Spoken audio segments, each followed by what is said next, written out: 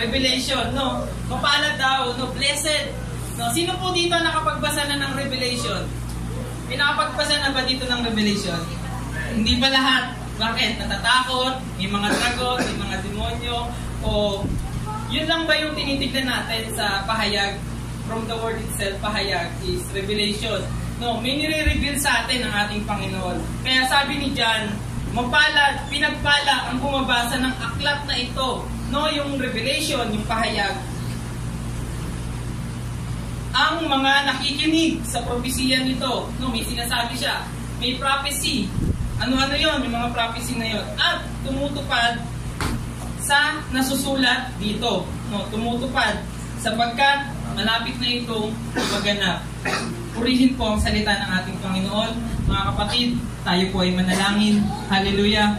Purihin po ang ating Panginoon. Lord, minsan pa, O Diyos, nagpapasalamat kami sa umagang ito, sa pagkakataon, Panginoon, sa privilege, sa pinagkaloob mo sa amin upang mapurihan ka, O Lord, sambahin ka, Panginoon, at takilain ka sa aming buhay. Lord, sa umagang ito, so, kung gusto nating maging blessed, basahin natin yung Revelation kasi meron talagang nire-reveal sa atin ng ating Panginoon. Although nakakatakot siya, hindi natin maintindihan, no? Pero hingin natin sa Banal na Espiritu ang kasagutan. Kaya mga kapatid, no, tungkol sa pag-ibig naman, total, nabanggit natin yan sa pag-ibig. No? Ang title ng ating pag-aaralan ay Cold Love. No, Cold Love. Ano sa Tagalog ng Cold Love? Malamig. Malamig na pag-ibig. No, bakit malamig na pag-ibig? No, ano yung aral na anong aral yung makikita natin dito? Bakit malamig na pag-ibig or simple na sabihin natin na nalalamig? No, bakit nga ba lumalamig ang pag-ibig natin? No, sabi ang pag-aaralan natin is Pahayag chapter 2 verse 1 to 7, no. Ang mensahe para sa iglesia ng Efeso. Sino po nakabasa na nito? No. Amen. Hindi pa din kasi natatakot talaga basahin. No. Pero kung babasahin niyo yung sulat para sa mga iglesia, no, sa 7 iglesia ng Asia Minor, makikita natin yung dahilan kung bakit ang ating Panginoon ay sumulat sa mga iglesia. No. At ang una diyan ay ang Efeso. No. Bakit nga ba yung Efeso yung una na pinadalhan ng sulat ng ating Panginoon? No, take note, kung babasahin natin yung Pahayag chapter 2, pag sumulat nito o nagsabi nito kay Juan ay walang iba kundi ang ating Panginoong Jesus. No, bakit nga ba ang Efeso? No, anong meron sa iglesia sa Efeso? No, bakit siya yung una na pinadalahan ng sulat? Yan. Makikita natin na yung Efeso, yan. Bakit Efeso yung pinadala ng unang sulat? No, kasi 7 iglesia yung pinadala nun. No? Amen. Yung Efeso, Esmirna, Pergamo, Tiatira, Sardis, Philadelphia, Laodicea. Ito po yung 7 iglesia na pinadalahan ng sulat. No, take note, yung sulat na yon, lahat ng 7 churches na yon, nabasa nila yon. No, pinadala sa kanila, nabasa nila lahat. Yan, kung makikita natin. Bakit Efeso? No, yung unang pinadalhan. Kasi siya yung most important sa Asia. No, kasi kung titignan natin, yung Efeso, hindi siya yung pinaka-city. No, kumbaga sa panahon natin, sa Amerika, ano yung city? Na nakakaalam, ano po yung city sa Amerika? Washington. Washington. Pero ang kilala, New York. No, sa UAE. UAE po. Ano yung city ng UAE? Abu Dhabi. Pero ang kilala, Dubai. No, ganun din siya. Hindi yung Efeso, hindi siya yung city. Pero siya yung sentro ng komersyo. No, kumbaga sa panahon natin para siyang Hong Kong, ganun, para siyang New York sa panahon natin ngayon. Pero ang pinaka-city talaga noon, that time, Asia Minor is yan. Tapos Great Harbor, no, maraming tao, maraming nanunuluyan, maraming pumupunta, maraming bumibisita. Yan, Vanity Fair of Asian World, yan. A free city. Pag sinabing free city, makikita natin parang hindi siya ganun kahigpit, no, kasi alam naman natin during that time yung Ephesian o Asia Minor under siya ng Roman. Roman Empire. No, kaya pag sinabing free city, wala kayong ganong makikitang mga guard. No, wala kayong makikitang mga sundalo na umiikot. Parang napakaluwag. No, ganun yung Efeso. Yan, center din siya ng Artemis worship. Ano yung Artemis? No, kasi kung pupunta tayo doon, babalik tayo doon, no, i-search natin yung panahon ngayon doon sa Efeso, makikita natin na meron silang statwa na tinatawag na Diana. So, ano yung Diana na yun? Yung para siyang sex god, no, tinatawag nila. Marami siyang breast na na statue. No, yun yung yung Artemis worship. Ganun ka tindi sa Efeso. No, maunawaan natin kung bakit ito yung unang message ng ating Panginoon sa mga iglesia. Bakit yung Efeso? No, at yung huli, yung notorious center of superstition, yun, o yung mga belief, o yung mga pamahiin, no, yung mga paniniwala. No, kasi kung babalikan natin yung Acts chapter 19, no, bumisita ron si Pablo ng halos 2 taon. No, talagang napakatindi ng yung babasahin natin sa Acts chapter 19, yung mga mangkukulam, yung mga magawa ng Salamanca, inipon nila yung mga libro at sinunog. No, ganun sila mag-convert. No, nakikita natin, notorious. And then, kung titignan natin siya sa mapa, no, ngayon, kung titignan natin siya sa mapa, siya yung modern Turkey. No, yung Turkey ngayon, ayan yung Ephesus, Smyrna, Pergamo, Thyatira, Sardis, Philadelphia, Laodicea. Kaya huwag kayong matakot na basahin yung Revelation kasi makikita natin dito yung dahilan kung bakit sumusulat, no, sinasabi ng ating Panginoon sa bawat churches na kung ano yung sitwasyon, kung ano yung pinagdadaanan nila, no. Yan, Ephesus yung unang sulat. And then papasok na po tayo sa verse 1. Sabi po ng ating Panginoong Hesus. Take note po ang ating Panginoon po ang nagsasalita dito. Sinasabi niya ito kay John.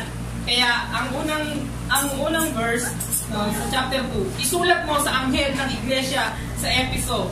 No, ito ang sinasabi ng may hawak na 7 bituin sa kanyang kamay at tumalakad sa gitna ng 7 ilawang ginto. No?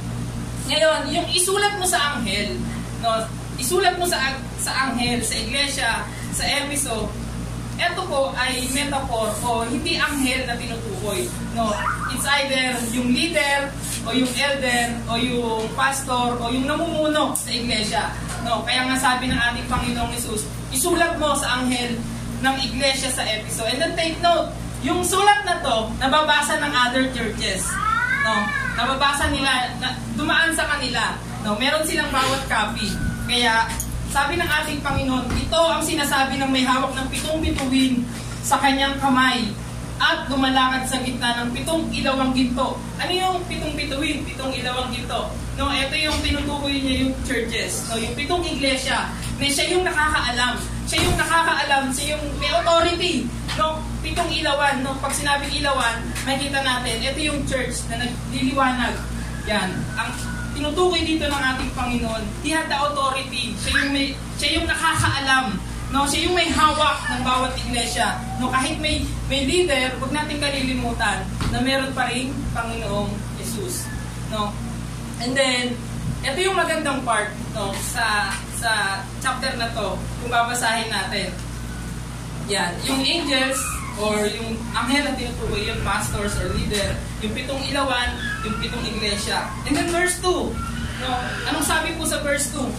Alam ko ang ginagawa mo. No? Bakit? Bakit sinabi ng ating Panginoon, alam ko ang ginagawa mo?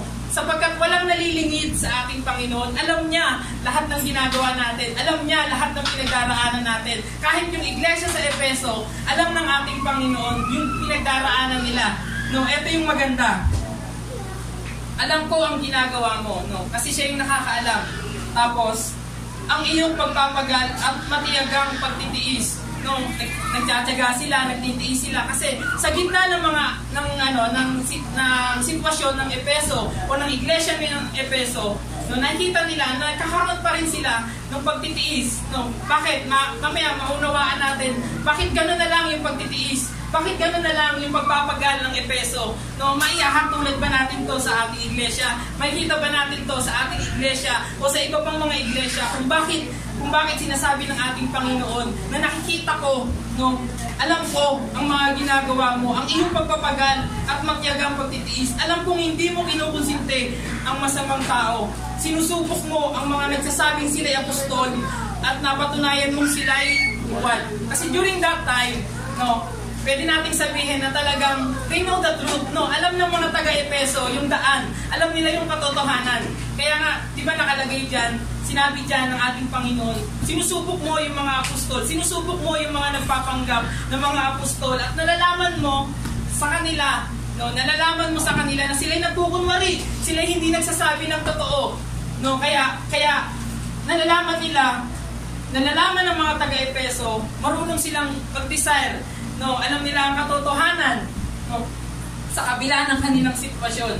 No, kung sa atin kaya pinadala yung sulat na to, no, sabihin sa atin ng ating Panginoon, alam ko ang ginagawa mo, alam ko yung nangyayari sa church na to, no, alam ko yung pagpapagal nyo, alam ko yung hirap na ginagawa nyo, no, nasasabihin sa atin ng ating Panginoon, nasasabing sila'y apostol at napatunayang mong sila'y what? No, kumbaga, matindi yung mga taga-Efeso, no? Alam nila pag may mga huwad na mga apostol, no? Nade-desire nila. And then, verse 3. Verse 3. Alam ko ring matyaga ka. Nagtitiis ng maraming hirap. Alang-alang sa akin at hindi ka sumusuko. No? Siguro kung nandun tayo sa panahon ng mga taga-Efeso, kung binabasa yung sulat na yon, makikita natin yung mga miyembro talagang halos tuwan-tuwa, no? Kasi napakaganda ng sulat napakaganda, talagang very whelming, no? Alam ko yung hirap mo, alam ko yung pagpapagal mo, matyaga, pagtitiis, and then alam ko ring matyaga ka, nagtitiis ng maraming hirap, alang-alang sa akin, hindi ka sumuko, no? Sa kabila ng nangyayari sa Efeso, sa kabila ng hirap na kanilang pinagdaraanan, napakahirap po nun, no, yung isang iglesia na napapalibutan ng maraming paniniwala o worship ng other gods. Napakahirap po nun, mga kapatid. Tayo nga lang dito, malayang-malaya tayong gawin. No, ngunit sa buhay natin, parang nahihirapan pa tayo, no? Nagkakaroon pa tayo ng mga problema, no? Kahit anong nangyayari, nagpapatuloy ka. No, bakit? Ba't tayo nagpapatuloy? Tingin niyo po, anong dahilan? Bakit tayo naririto? Bakit tayo nagpapatuloy? Bakit tayo nagtsatsaga? Bakit natin ginagawa ito? No? And then, verse 4, eto na. Subalit, may isang bagay na ayaw ako sa inyo. No? Kumbaga sa trabaho, pinatawag ka ng supervisor mo. No, sasabihin sa'yo, si Brian, Brian, sipag mo, lagi kang pumapasok, hindi ka nililate, no? Alin, bro? Lagi kang excited, yan, hindi ka, kumbaga, ang ganda ng performance mo, yun na yun di ba? And then, nasabihin sa'yo ng supervisor mo, subalit may isang bagay na ayaw ako sa iyo. No? Ano yung bagay na yun? No? Kumbaga, kung ngayon ito babasahin, no? Ngayon ito babasahin sa ating church.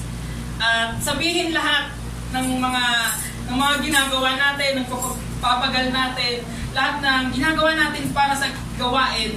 Tuwan-tuwa tayo, no? Halos pumapalakpak tayo habang sinasabi yung lahat ng mga achievement, lahat ng ginagawa natin. And then sasabihin sa atin ng ating Panginoon, may isang bagay ako na ayaw sa iyo, no? Subalit may isang bagay ako na ayaw sa iyo. No, napakasakit. Isang bagay lang naman, no? Ang daming binanggit, no, sa iglesia sa Efeso, kahit sa atin, no, babanggitin lahat ng ginawa natin. Pero may isang bagay ako na ayaw sa iyo. Anong sabi doon ng ating Panginoon? Iniwan mo na ang pag-ibig mo nung una, no? Ang napakasakit, no? Napakasakit na sabihin sa atin ng ating Panginoon, iniwan mo na ang unang mong pag-ibig. No, naalala niyo po ba, nung una tayong naging Kristiyano? No, naalala niyo po ba? Naalala niyo ba, nung una tayong naging Kristiyano, na nasasabik tayo, na gusto natin laging nasa church, gusto natin umati ng prayer meeting, gusto natin umati ng practice. Naalala niyo pa ba yung mga panahon na yon? No? Ngayon, minsan nalilate tayo, minsan di tayo nakaka-attend, minsan gumagawa tayo ng maraming dahilan. Pag may gusto, may paraan. Pag ayaw, may dahilan. No, pero yung pag-ibig pa natin nung una, yung pag-ibig natin nung una na tinanggap natin ng ating Panginoon, nasaan na? No, lalamig na ba? Nawawala na ba yung init? No, alam niyo po, yung word na sinabi ng ating Panginoon, iniwan mo na ang pag-ibig mo nung una. No, ito yung nakakaramdam ng recipient. No, kasi kung titingnan natin yung dalawang tao, no, madali lang sabihin sa tao na mahal kita. No, kahit nga yung church ng Efeso, Lord, mahal kita. Panginoon, mahal kita. Kaya namin 'to ginagawa, Panginoon, kasi mahal kita. No, madaling sabihin. No, ngayon sabihin natin, Lord, mahal kita. No, sabihin natin mga kapatid, Lord, mahal kita. No, mahal kita. No, madaling sabihin. Ngunit yung recipient, yung tatanggap ng salitang yun ang nakakaramdam. No, na parang wala ng love. Parang hindi na. Parang sa mag-asawa, mahal. Love, mahal mo pa ba ako? Mahal mo pa ba ako? No, anong sasagot? Oo, mahal na mahal kita. No, pero yung nararamdaman ng isa, parang wala. No, parang ang lamig-lamig mo na. Parang hindi na ikaw yung dati. No, kaya yung pag-ibig natin nung una. Halimbawa, ito mga kapatid. Halimbawa, pag may lakad, pag may date, no, hindi na lilate, maagang gumigising. Pag may field trip, nakasuot na yon, nakasuot na. Gabi pa lang. No, umaga, excited. Pag swimming, maraming gustong sumama. No, bakit? Bakit ganun? No, gusto lang ba natin? Pinipili lang ba natin yung pagmamahal? Pinipili lang ba natin yung pagmamahal natin sa ating Panginoon? No, iniwan mo na ang unang mong pag-ibig. Maaari nating sabihin, mahal kita, Lord. Ngunit ang Panginoon ang nakakaalam ng pag-ibig. No, nakikita natin, no, alam natin ang ginagawa ng iba. No, nakikita natin bakit siya ganon, bakit siya ganyan, bakit siya ang sipag, bakit siya laging nasa gawain. No, bakit niya yung ginagawa? Nakikita natin yon. No, pero hindi natin alam yung dahilan. No, alam niyo po ba kung sino talagang nakakakita kung bakit niya yung ginagawa? No, alam niyo po, walang iba kundi ang ating Panginoon. No, nakikita natin o alam natin ang ginagawa ng iba. Ngunit ang Diyos lamang ang nakakaalam ng dahilan kung bakit nila ginagawa yun.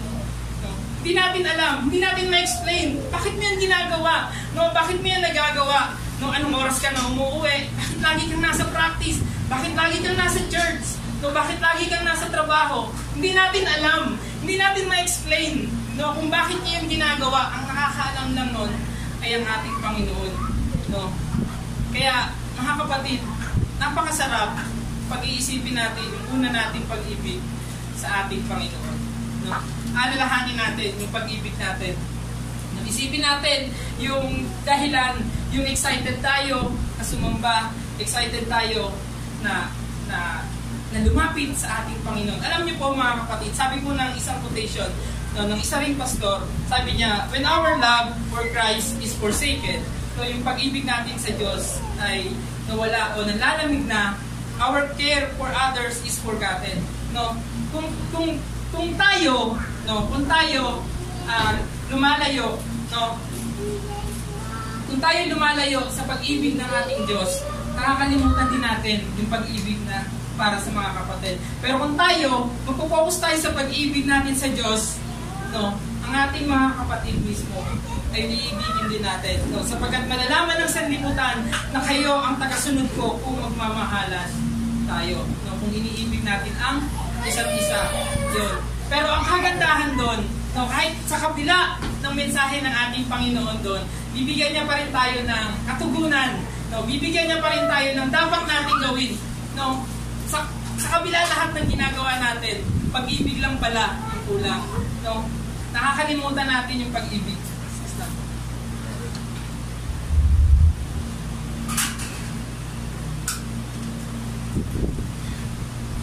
Praise God. Yun. Sa kabila ng ginagawa natin, sa kabila ng hirap na pinag-itiisan natin, pag-ibig lang pala, no? Pag-ibig lang pala yung hinahanap sa atin ng ating Panginoon. Nakakalimutan na natin yung una nating pag-ibig. No? And then verse 5, sabi ng verse 5, alalahanin mo ang dati mong kalagayan. Yun pala yung susi, no, para makabalik ulit sa dating pag-ibig. Alalahanin, remember, no? Remember natin, alalahanin natin yung dati nating kalagayan. Alalahanin natin yung dati na kung saan sabik na sabik tayo magsimba, sabik na sabik tayo makinig ng salita ng ating Panginoon. No, kaya nga nung mga nakaraan, lagi kong sinasabi mga kapatid, yung dahilan kung bakit tayo nagsisimba, no? Tayo ay nagsisimba para sambahin ang ating Panginoon. No? Focus lang tayo kay Lord. No? Di ba narinig niyo na yung kwento ng yung pastor saka yung member na gustong magpaalam? Narinig niyo na po yun? No? Yun. Sa mga hindi pa nakarinig, yung isang church member gusto na magpaalam sa pastor. No? So church, no, sabi nung member, pastor, aalis na ako kasi dami kong nakikita. No, yung iba nagkukwentuhan, yung iba hindi nakikinig, yung iba nagsa-cellphone, yung iba ang daming ginagawa. Ayoko na, pastor. Hindi ako makapag-focus, no. Sabi ng pastor, sige, papayagan kita, no, sa isang kondisyon, or gawin mo lang to, no. Binigyan siya ng isang basong tubig na punong-puno. Tapos, pag yan may natapon, makakaalis ka na, no? Makakaalis ka na, maaari ka nang umalis. No? Pero, ang ginawa niya, sasabi ng pastor, umikot ka ng 3 beses. No? Sinabi ng pastor. Yan. Tapos, ikot siya ng 3 beses, tapos wala namang natapon. Bakit? Kasi nakatuon yung focus niya doon sa tubig, no? Sa baso ng tubig. Ganoon din tayo, no? Kung itutuon natin yung focus natin, yung dahilan kung bakit tayo naririto, no? Napakasarap sumamba sa ating Panginoon. Napakasarap na magpuri sa ating Panginoon. Amen? Amen po ba? Amen. Yan, purihin po ang ating Panginoon. Sabi ng ating Panginoong Jesus, alalahanin mo ang dati mong kalagayan. Yun yung keyword, no? Pagsisihan. No? Pagsisihan mo at talikuran ang iyong masasamang gawa. So, ibig sabihin pala, during that time, no, kahit persevere, magtiyaga sila, nagtitiyaga sila, meron pa rin gumagawa ng masama. No, may mga miyembro pa rin na gumagawa ng gano'n sa Efeso. At gawin mo muli ang mga ginagawa mo nung una. Kapag hindi ka nagsisi, pupunta ako dyan at aalisin ko ang kinalalagyan ko sa... Amen. Kapag hindi ka nagsisi, pupunta ako dyan at aalisin ko sa kinalalagyan ang iyong ilawan. No? Yung alam mo natin yung ilawan, no, kasi ang ating Panginoon, He had the authority, no, siya yung may kakayahan, no. Kung titignan natin sa panahon ngayon, nandiyan pa ba yung church ng Efeso? Di ba wala na? Hindi sila nag-survive, hindi na natili yung church ng Efeso, no. Pero yung mga mananampalataya, yung iglesia, nananatili pa rin hanggang ngayon, no. Amen. And then huwag natin kalilimutan, no, yung isipin natin yung una nating kalagayan. And then verse 6, ngunit, yan, ito yung yung maganda yung ngunit. And then balik po muna tayo sa verse 5. Yan, hindi nagsisi ang Efeso until now there is no church in Ephesus. Kahit sa panahon natin, kung hindi tayo magsisisi at babalik sa unang pag-ibig sa Diyos, tayo ay matutulad sa Efeso. No, ganun lang din tayo. Matutulad din tayo sa Efeso kung mawawalan tayo ng pag-ibig. No, kasi yun yung sinasabi ng ating Panginoon. He had the authority. No, and then verse 6. Ngunit, yan, meron ngunit. Ngunit, meron pa, may pahabol pa ang ating Panginoon. Ito naman ang napupuri ko sa iyo. No, ito naman ang napupuri ko sa iyo. Kinapupuotan mo rin tulad ko ang mga ginagawa ng mga Nicolaita. No, ayaw nila sa mga Nicolaitans. No, bakit? Bakit ayaw nila sa mga Nicolaita? Alam niyo po ba kung sino yung mga Nicolaitans sa Bible? No, sino yung tinutukoy doon? Kasi kung titingnan natin, yan. Yan. Yung mga Nicolaitans, sila po yung mga tagasunod ni Nicolas, no? the convert from Antioch, who was one of 7 deacons. Isa sa mga 7 deacons. Pag sinabing 7 deacons, yung mga pinuno po, no? Kasi during that time, Acts chapter 6, no? Nahihirapan na yung church kasi sobrang laki. No, halos 5,000 na sila, mahigit. Mga lalaki pa lang yan nahihirapan sila. Ngayon, nagreklamo yung mga Hellenista o yung mga byuda na hindi sila naaasikaso. Ngayon, ang ginawa ng mga apostol, pumili sila ng 7 deacons o 7 pinuno. No, isa na dyan, si Nicolas. No, Nicolaitans. Na na-convert sa Antioch. Yan, sabi dyan, they taught loose living. Sabi dyan, ano yung they taught loose living? No? Yung katawan natin, okay lang na magkasala. Pero yung spiritual natin, approve. Okay lang maayos. Yung katawan natin, okay lang. Kahit gumawa ng immoral, kahit gumawa ng hindi na narapat. Katawan naman natin yan eh. No? Katawan yan. Alam natin na makasalanan talaga yung katawan. Ganun yung paniniwala ng mga Nicolaitans. No? Okay lang yung mga katawan na nagkakasala. Pero yung spiritual natin, no, yung spiritual ng mga tao that time, ng mga Nicolaitans. Basta okay yung spiritual, okay na. So, ganun po yung Ayaw ng mga Epheso noon, ayaw nila doon sa mga Nicolaitans na yun. And then, sinasabi po sa verse 7, ang lahat ng may pandinig ay makinig sa sinasabi ng Espiritu sa mga iglesia. No? May tenga po ba tayo? Nakikinig po ba tayo? Yan. Yung pananampalataya, nagmumula yan sa nakikinig. No? Tayo, sumampalataya tayo, naniwala tayo sa mabuting balita dahil ito ay napakinggan natin. Nalaman natin yung magandang balita kasi mayroon nag-share sa atin.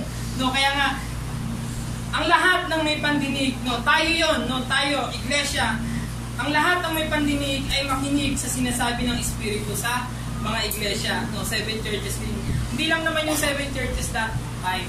No, sa ating din ngayon, tinuturo din sa atin ng ating Panginoon yung dapat nating gawin. No? Maraming mga church na lumago, nagpatuloy, pero nasira, no, nawala, nagkahiwa-hiwalay. Kaya nga, lagi sinasabi sa atin ni Pastor Jong, no, pag nakakausap namin siya, iwasan niyo yung pagkakabahabahagi. Iwasan niyo yung pagkaingit-ingit, no? Yung kawalan ng pag-ibig sa isa't isa. No? Kasi yan yung pinagmumula, yan yung magiging tungtungan ng kaaway. No? Kaya lahat ng may pandinig ay makinig sinasabi sa iglesia. Sinasabi ng Espiritu sa mga iglesia. Sa magtatagumpay, mga kapatid, sabi ng ating Panginoon, sa magtatagumpay ay ibibigay ko ang karapatang kumain ng bunga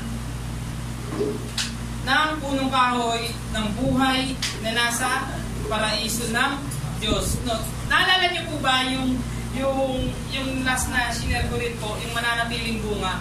No, naalala niyo po ba ano yung bunga doon? No, di ba una, yung puno, ang ating Panginoong Hesus, yung tagapag-alaga ay ang Diyos, at ang sanga, tayo, ano yung bunga? Pag-ibig, no? Yung mananatiling pag-ibig. Yung magmahalan tayo. And then, yan. Gusto ni Lord na tayo ay magbunga o magmahalan. Pero yung bunga na tinutukoy dito, kasi during that time, yung babalik way back sa Garden of Eden, dalawa talaga yung puno doon. No? Dalawa. Although maraming mga puno, dalawa yung special na puno doon. No? Yung special na, yung puno na nagbibigay kaalaman, and then yung puno na nagbibigay ng buhay. No? Na nagbibigay ng buhay. Kaya kailangan paalisin sila Eva at Adan doon kasi baka kumain sila ng punong kahoy na nagbibigay ng buhay. Yun. And then, ngayon ang tanong mga kapatid, kamusta tayo? No? Kamusta tayo? Kamusta tayo bilang mga iglesia?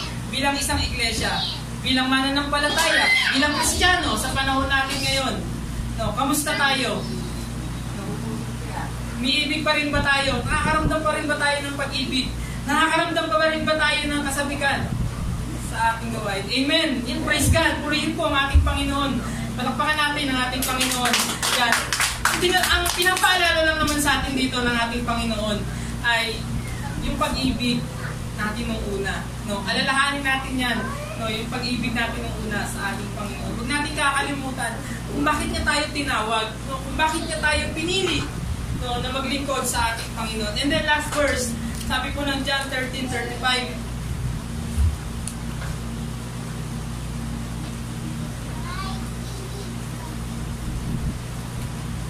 Amen. Praise God.